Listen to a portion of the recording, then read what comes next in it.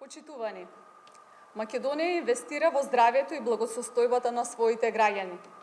Чест ми е да ви соопштам дека во предлог буџетот за идната година предвидени се повеќе од 112 милиони денари за изградба на нов клинички центар во Скопје и во Штип.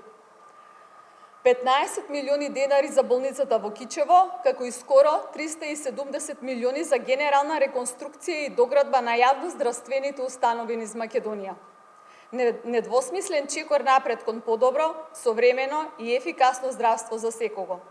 Паралелно се продолжува со систематско финансирање на јавните здравствени установи, како и на голем број целни програми, меѓу кои за лекување на ретки болести 1,8 милиарди денари, обезбедување на инсулин за пациентите 860 милиони денари, превентивните програми за туберкулоза се зголемуваат за 2,5 милиони денари, додека пак програмата за крводарителство расте и е зголемена за 2 милиони денари. Почитувани, посветеноста на владата кон здравјето на секој еден е јасна и недвосмислена.